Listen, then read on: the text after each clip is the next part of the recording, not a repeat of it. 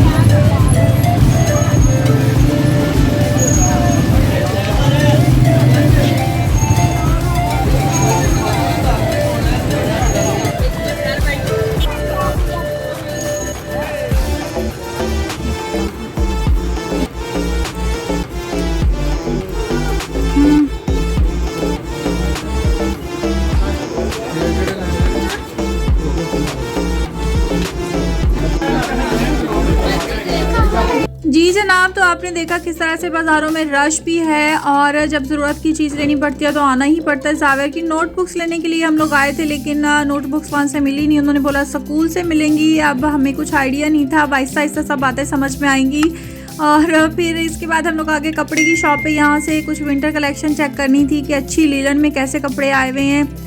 अच्छे आए हुए थे, इनके पास अच्छे पड़े हुए थे, हमने ख़रीदे भी थे। इंशाल्लाह मैं आपको नेक्स्ट व्लॉग में दिखाऊंगी कौन से सूट हमने लिए हैं, कपड़े कौन से लिए हैं। और उसके बाद जी हम लोग आ गए यहाँ पे। और मैं बाज़ार में आऊँ तो पठान में से वो भुने हुए दाने ना लूँ, ऐसा हो नहीं सकता। मकई के दाने, चने के, पीनट, ये सब कुछ मुझे बहुत पसंद है।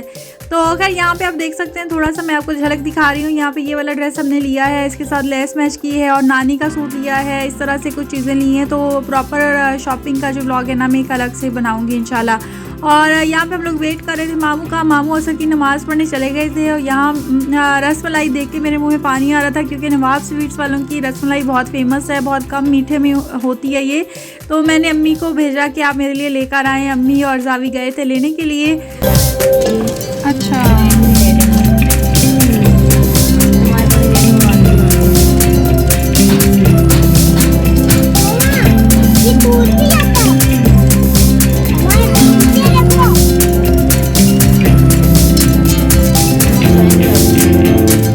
बाज़ार से जितना कुछ भी खा कर आ जाएं, लेकिन घर आके वो काम करना ही पड़ता है, जिससे अक्सर हाउसवाइफ जो है ना वो छुट्टी चाहती हैं। जैसे कि कुकिंग, खाना बनाने की ड्यूटी, जो कि बहुत ही स्ट्रिक्ट ड्यूटी है। कुछ भी हो जाए, आंधी आ जाए, तूफान आ जाए, खाना तो खाना ही है और बनाना भी है। बल्कि ऐसे मौसम में तो डबल डबल बनाना पड़ता है, कुछ चस्के वाली चीज़ें भी बनानी पड़ जाती हैं।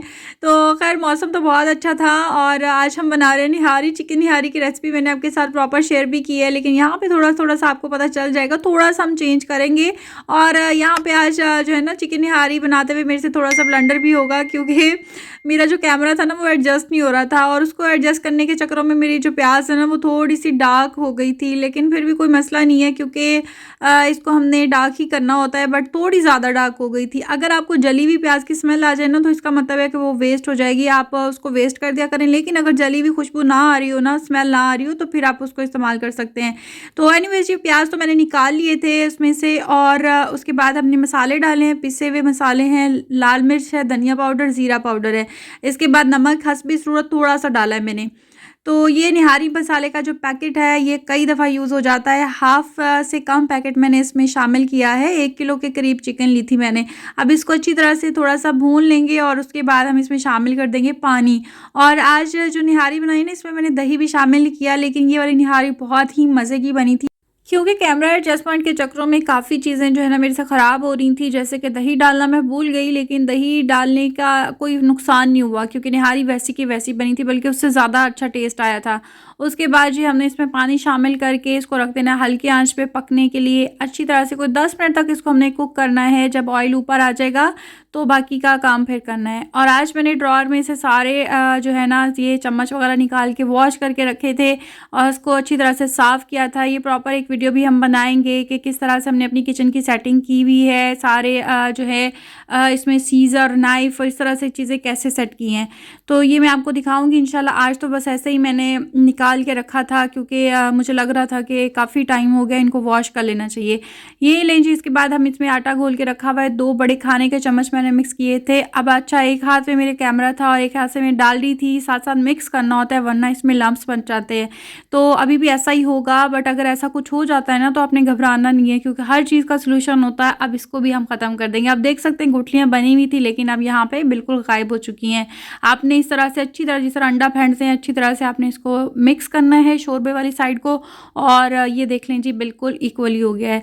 तो बहुत ही अच्छा थिक थिक सा, ना ज़्यादा पतला है ना गाढ़ा है। हमारा जो है बहुत अच्छी ग्रेवी सी तैयार हो गई है, लेकिन फिर भी हम इसको 10 मिनट के लिए मज़ीद पकाएंगे। और इसके बाद हमने कुछ चेंज क्या करना है कि इसके ऊपर हमने तड़का लगाना है।